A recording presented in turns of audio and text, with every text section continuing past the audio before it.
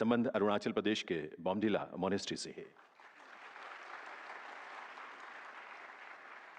Most venerable एथिका Mahathera, आप असम के पूर्वांचल भिक्षु संघ के संघ नायक हैं। हिज एमिनेंस 7th क्याब्जे योंगजिन लिंग रिनपोचे, आपका संबंध हिमाचल प्रदेश के द्रिपुंग लोसलिंग मोनेस्ट्री से है। वेनरेबल डॉक्टर धम्मज्योति, आप बिहार के नवनालंदा महाविहार में एसोसिएट प्रोफेसर हैं। हिज एमिनेंस 13th कुंडलिंग रिनपोचे, आपका संबंध कर्नाटका के द्रिपुंग गोमांग मोनेस्ट्री से है। और वेनरेबल पन्य रखिता जी, अरुणाचल प्रदेश महाबोधि मैत्री महामंडल के अध्यक्ष। बहुत बहुत आभार माननीय प्रधानमंत्री महोदय का। अब समय है माननीय प्रधानमंत्री महोदय के संबोधन का। देव सज्जनों, नमो बुद्धाय। संस्कृति मंत्री श्रीमान गजेंद्र सिंह शेखावत जी, minority affairs minister Shri Kiran Rijiju जी, भंते भदंत राहुल बोधी महाथेरो जी, वेनरेबल चांगचुप छौदेन जी, महासंघ के सभी गणमान्य सदस्य, एक्सेलेंसीज, डिप्लोमेटिक कम्युनिटी के सदस्य, बुद्धिस्ट स्कॉलर्स, धम्म के अनुयायी, देवी और सज्जनों, आज एक बार फिर मुझे अंतर्राष्ट्रीय अभिधम्म दिवस के कार्यक्रम में शामिल होने का सौभाग्य मिला है। अभिधम्म दिवस हमें याद दिलाता है कि करुणा और सद्भावना से ही हम दुनिया को और बेहतर बना सकते हैं। इससे पहले 2021 में कुशीनगर में ऐसा ही आयोजन हुआ था। वहां उस आयोजन में भी मुझे शामिल होने का सौभाग्य मिला था और ये मेरा सौभाग्य है कि भगवान बुद्ध के साथ जुड़ाव की जो यात्रा मेरे जन्म के साथ ही शुरू हुई है, वो अनवरत जारी है। मेरा जन्म गुजरात के उस वडनगर में हुआ जो एक समय बौद्ध धर्म का महान केंद्र हुआ करता था। उन्हीं प्रेरणाओं को जीते जीते मुझे बुद्ध के धम्म और शिक्षाओं के प्रसार के इतने सारे अनुभव मिल रहे हैं। पिछले 10 वर्षों में भारत के ऐतिहासिक बौद्ध तीर्थ स्थानों से लेकर दुनिया के अलग अलग देशों तक, नेपाल में भगवान बुद्ध की जन्मस्थली के दर्शन, मंगोलिया में उनकी प्रतिमा के अनावरण से लेकर श्रीलंका में वैशाख समारोह तक मुझे कितने ही पवित्र आयोजनों में शामिल होने का अवसर मिला है। मैं मानता हूं संघ और साधकों का ये संग, ये भगवान बुद्ध की कृपा का ही परिणाम है। मैं आज अभिधम्म दिवस के इस अवसर पर भी आप सभी को और भगवान बुद्ध के सभी अनुयायियों को अनेक अनेक शुभकामनाएं देता हूं। आज शरद पूर्णिमा का पवित्र पर्व भी है। आज ही भारतीय चेतना के महान ऋषि वाल्मीकि जी की जन्म जयंती भी है। मैं समस्त देशवासियों को शरद पूर्णिमा और वाल्मीकि जयंती की भी बधाई देता हूं। आदरणीय साथियों, इस वर्ष अभिधम्म दिवस के आयोजन के एक साथ एक ऐतिहासिक उपलब्धि भी जुड़ी है। भगवान बुद्ध के अभिधम्म, उनकी वाणी, उनकी शिक्षाएं जिस पाली भाषा में ये विरासत विश्व को मिली है, इसी महीने भारत सरकार ने उसे क्लासिकल लैंग्वेज, शास्त्रीय भाषा का दर्जा दिया है। और इसलिए आज ये अवसर और भी खास हो जाता है।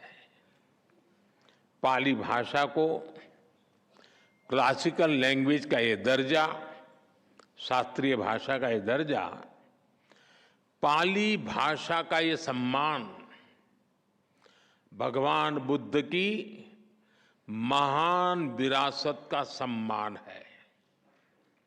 आप सभी जानते हैं, अभिधम्म धम्म के निहित है। धम्म को, उसके मूल भाव को समझने के लिए पाली भाषा का ज्ञान आवश्यक है। धम्म यानी बुद्ध के संदेश, बुद्ध के सिद्धांत। धम्म यानी मानव के अस्तित्व से जुड़े सवालों का समाधान। धम्म यानी मानव मात्र के लिए शांति का मार्ग। धम्म यानी बुद्ध की सर्वकालिक शिक्षाएं।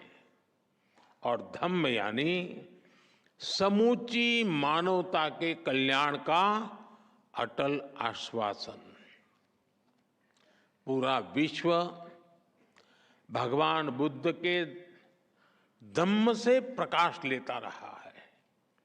लेकिन साथियों, दुर्भाग्य से पाली जैसी प्राचीन भाषा, जिसमें भगवान बुद्ध की मूल वाणी है, वो आज सामान्य प्रयोग में नहीं है।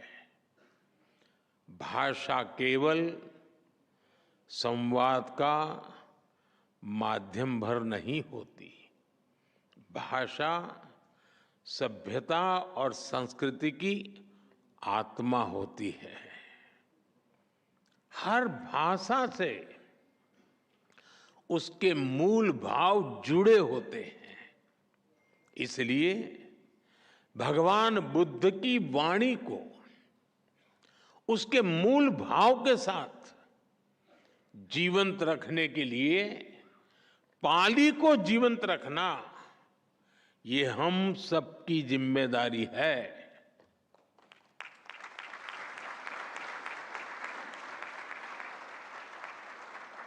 मुझे खुशी है कि हमारी सरकार ने बड़ी नम्रतापूर्वक ये जिम्मेदारी निभाई है।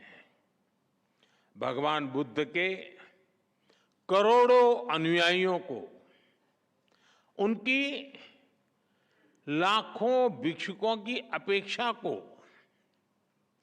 पूरा करने का हमारा नम्र प्रयास है। मैं इस महत्वपूर्ण निर्णय के लिए भी आप सबको बहुत बहुत बधाई देता हूं।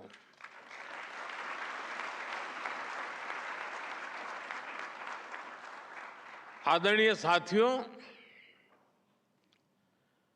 भाषा, साहित्य, कला, अध्यात्म, किसी भी राष्ट्र की ये धरोहरें उसके अस्तित्व को परिभाषित करती हैं। इसलिए आप देखिए, दुनिया के किसी भी देश में कहीं कुछ 100 साल पुरानी चीज मिल भी जाती है तो उसे पूरी दुनिया के सामने गर्व से प्रस्तुत करता है। हर राष्ट्र अपनी हेरिटेज को अपनी पहचान के साथ जोड़ता है, लेकिन दुर्भाग्य से भारत इस दिशा में काफी पीछे छूट गया था। आजादी के पहले भारत की पहचान मिटाने में लगे आक्रमणकारी और आजादी के बाद गुलामी की मानसिकता के शिकार लोग भारत में एक ऐसे इकोसिस्टम का कब्जा हो गया था जिसने हमें उल्टी दिशा में धकेलने के लिए काम किया। जो बुद्ध भारत की आत्मा में बसे हैं, आजादी के समय बुद्ध के जिन प्रतीकों को भारत के प्रतीक चिन्हों के तौर पर अंगीकार किया गया, बाद के दशकों में उन्हीं बुद्ध को भूलते चले गए। पाली भाषा को सही स्थान मिलने में 7 दशक ऐसे ही नहीं लगे।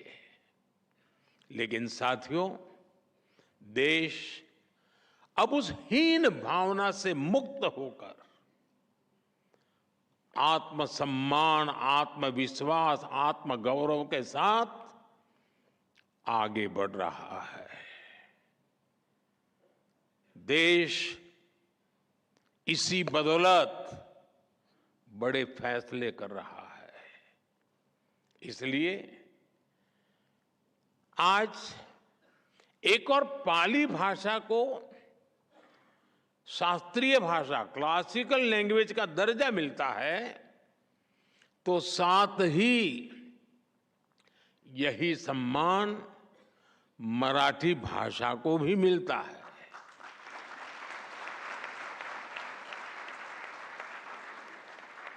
और देखिए कितना बड़ा सुभग संयोग है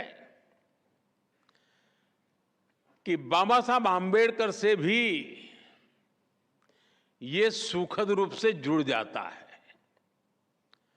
बौद्ध धर्म के महान अनुयायी हमारे बाबा साहब आम्बेडकर, पाली में उनकी धम्म दीक्षा हुई थी और वो स्वयं उनकी मातृभाषा मराठी थी। इसी तरह हमने बांग्ला, असमिया और प्राकृत भाषा को भी शास्त्रीय भाषा, क्लासिकल लैंग्वेज का दर्जा दिया है।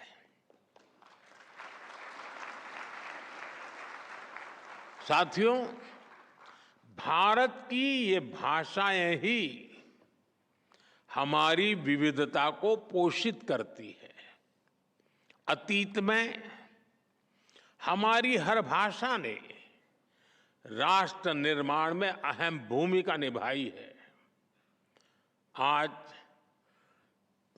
देश ने जो नई राष्ट्रीय शिक्षा नीति अपनाई है, वो भी इन भाषाओं के संरक्षण का माध्यम बन रही है।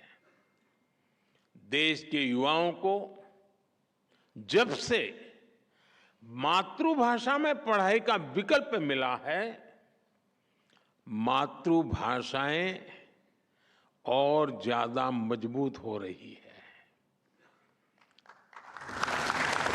साथियों, हमने अपने संकल्पों को पूरा करने के लिए लाल किले से पंच प्राण का विजन देश के सामने रखा है। पंच प्राण यानी विकसित भारत का निर्माण, गुलामी की मानसिकता से मुक्ति, देश की एकता कर्तव्यों का पालन और अपनी विरासत पर गर्व।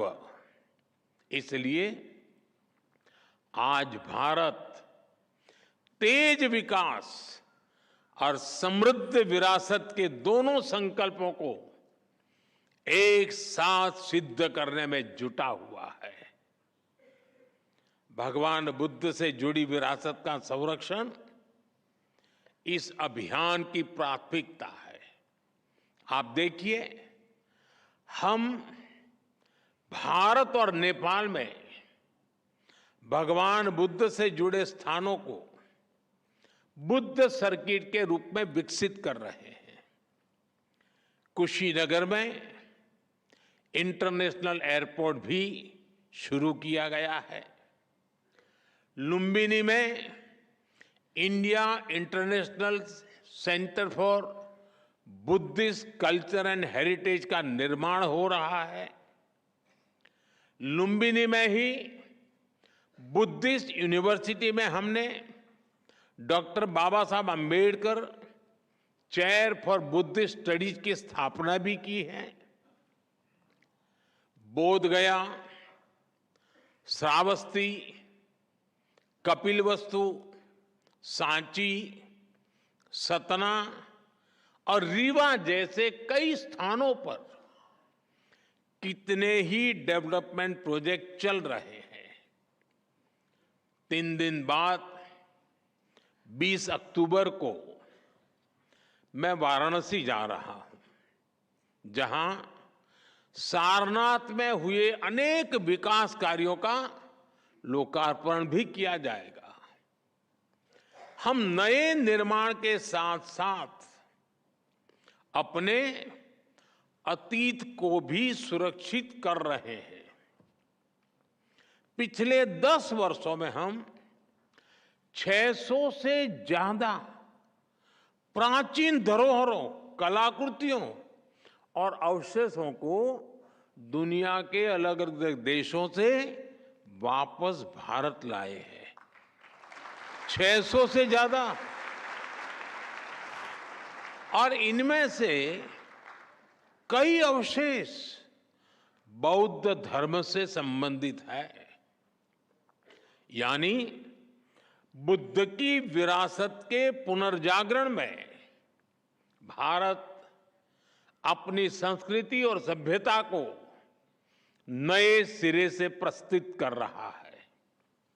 आदरणीय साथियों, भारत की बुद्ध में आस्था केवल अपने लिए ही नहीं, बल्कि पूरी मानवता की सेवा का मार्ग है।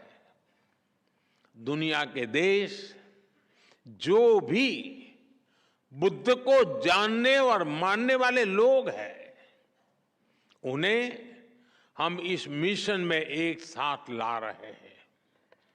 मुझे खुशी है, दुनिया के कई देशों में इस दिशा में सार्थक प्रयास भी किए जा रहे हैं। म्यांमार, श्रीलंका, थाईलैंड समेत कई देशों में पाली भाषा में टीकाएं संकलित की जा रही है। भारत में भी हम ऐसे प्रयासों को तेज कर रहे हैं। पारंपरिक तरीकों के साथ साथ हम पाली को ऑनलाइन प्लेटफॉर्म्स, डिजिटल आर्काइव्स और ऐप्स के जरिए भी प्रमोट करने की तरफ आगे बढ़ रहे हैं।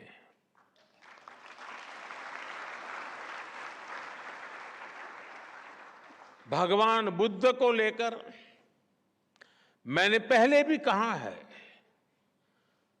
बुद्ध बोध भी है और बुद्ध शोध भी है। इसलिए हम भगवान बुद्ध को जानने के लिए आंतरिक और एकेडमिक दोनों तरह की रिसर्च पर जोर दे रहे हैं और मुझे खुशी है कि इसमें हमारे संघ, हमारे बौद्ध संस्थान, हमारे भिक्षुगण इस दिशा में युवाओं का मार्गदर्शन कर रहे हैं। आदरणीय साथियों, 21वीं सदी का ये समय आज विश्व की जियो पॉलिटिकल परिस्थिति आज एक बार फिर विश्व कई अस्थिरताओं और आशंकाओं से घिरा है। ऐसे में बुद्ध न केवल प्रासंगिक है बल्कि अपरिहार्य भी बन चुके हैं।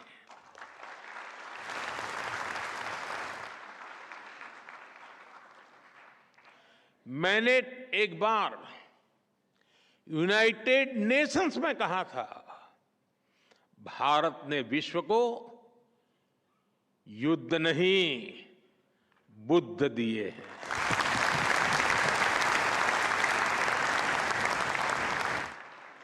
और आज मैं बड़े विश्वास से कहता हूं, पूरे विश्व को युद्ध में नहीं बुद्ध में ही समाधान मिलेंगे।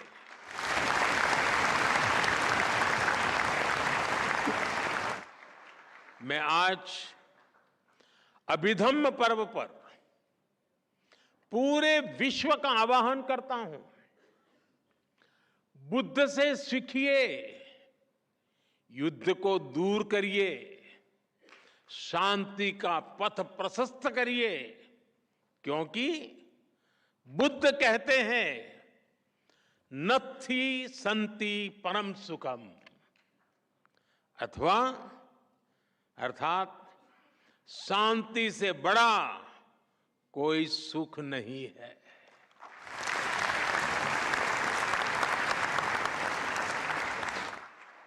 भगवान बुद्ध कहते हैं नहीं वैरेन वैरानी सम्मन्ति कुदाचनम अवैरेन च सम्मन्ति एस धम्मो सनंततो। वैर से वैर, दुश्मनी से दुश्मनी शांत नहीं होती। वैर अवैर से, मानवीय उदारता से खत्म होता है। बुद्ध कहते हैं भवतु सब मंगलम, यानी सबका मंगल हो, सबका कल्याण हो। यही बुद्ध का संदेश है, यही मानवता का पथ है। आदरणीय साथियों, 2047 तक के ये 25 वर्ष का कार्यकाल, इस 25 वर्ष को अमृत काल की पहचान दी है।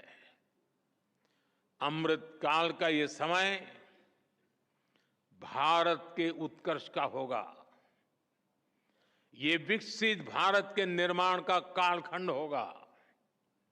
भारत ने अपने विकास का जो रोडमैप बनाया है, उसमें भगवान बुद्ध की शिक्षाएं हमारा पथ प्रदर्शन करेगी।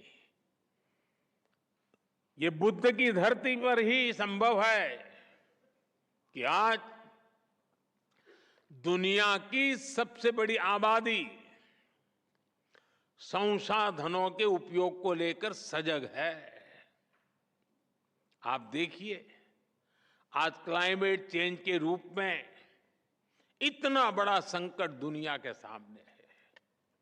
भारत इन चुनौतियों के लिए न केवल खुद समाधान तलाश रहा है, बल्कि उन्हें विश्व के साथ साझा भी कर रहा है। हमने दुनिया के कई देशों को साथ जोड़कर मिशन लाइफ शुरू किया है। भगवान बुद्ध कहते थे अत्तानमेव पठमन पति रूपे निवेशये, अर्थात हमें किसी भी अच्छाई की शुरुआत स्वयं से करनी चाहिए। बुद्ध की यही शिक्षा मिशन लाइफ के केंद्र में है, यानी सस्टेनेबल फ्यूचर का रास्ता हर व्यक्ति की सस्टेनेबल लाइफस्टाइल से निकलेगा। भारत ने जब दुनिया को इंटरनेशनल सोलर अलायंस जैसा मंच दिया, भारत ने जब G20 की अपनी अध्यक्षता में ग्लोबल बायोफ्यूल अलायंस का गठन किया, भारत ने जब one sun one world one grid का विजन दिया, तो उसमें बुद्ध के विचारों का ही प्रतिबिंब दिखता है।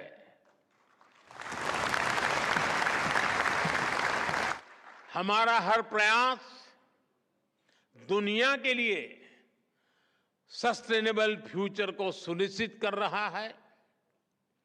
India, middle east, Europe economic corridor हो, हमारा ग्रीन हाइड्रोजन मिशन हो, भारतीय रेलवे को 2030 तक नेट जीरो करने का लक्ष्य हो, पेट्रोल में इथेनॉल ब्लेंडिंग को बढ़ाकर 20% तक करना हो, ऐसे कई तरीकों से हम इस धरती की रक्षा का अपना मजबूत इरादा दिखा रहे हैं, जता रहे हैं। साथियों, हमारी सरकार के कितने ही निर्णय बुद्ध, धम्म और संघ से प्रेरित रहे हैं। आज दुनिया में जहां भी संकट की स्थिति होती है, वहां भारत फर्स्ट रिस्पॉन्डर के रूप में मौजूद रहता है।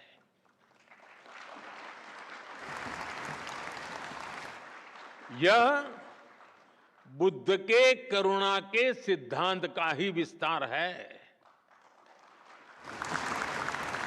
चाहे तुर्की में भूकंप हो, श्रीलंका में आर्थिक संकट की स्थिति हो, कोविड जैसी महामारी के हालात हो, भारत ने आगे बढ़कर मदद का हाथ बढ़ाया है। विश्व बंधु के रूप में भारत सबको साथ लेकर चल रहा है। आज योग हो या मिलेट से जुड़ा अभियान, आयुर्वेद हो या नेचुरल फार्मिंग से जुड़ा अभियान, हमारे ऐसे प्रयासों के पीछे भगवान बुद्ध की भी प्रेरणा है। आदरणीय साथियों, विकसित होने की तरफ बढ़ रहा भारत अपनी जड़ों को भी मजबूत कर रहा है। हमारा प्रयास है कि भारत का युवा साइंस और टेक्नोलॉजी में विश्व का नेतृत्व करे और साथ ही हमारा युवा अपनी संस्कृति और अपने संस्कारों पर भी गर्व करे। इन प्रयासों में बौद्ध धर्म की शिक्षाएं हमारी बड़ी मार्गदर्शक है। मुझे भरोसा है हमारे संतों और भिक्षुकों के मार्गदर्शन से, भगवान बुद्ध की शिक्षाओं से हम सब साथ मिलकर निरंतर आगे बढ़ेंगे। मैं आज के इस पवित्र दिवस पर इस आयोजन के लिए आप सभी को एक बार फिर अनेक अनेक शुभकामनाएं देता हूं।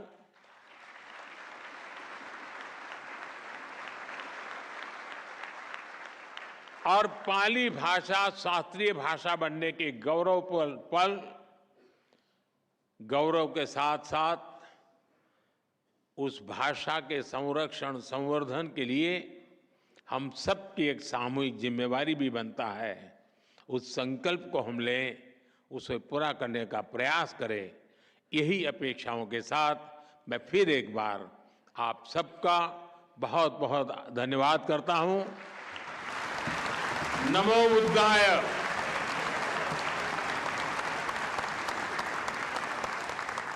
बहुत बहुत आभार माननीय प्रधानमंत्री श्री नरेंद्र मोदी जी का। विश्व भर में मानव के कल्याण और शांति के प्रति आपकी प्रतिबद्धता हम सबको प्रेरित करती है। भगवान बुद्ध के उपदेशों और जीवन के मर्म को आपने जिस रूप में आत्मसात किया है वो भारत के लिए नहीं बल्कि पूरे विश्व के लिए आशा की किरण है। नमन है आपके नेतृत्व को, आपके चिंतन को, आपके विजन को। साथ ही आभार माननीय केंद्रीय संस्कृति और पर्यटन मंत्री श्री गजेंद्र सिंह शेखावत जी का, केंद्रीय संसदीय कार्य और अल्पसंख्यक कार्य मंत्री श्री किरेन रिजिजू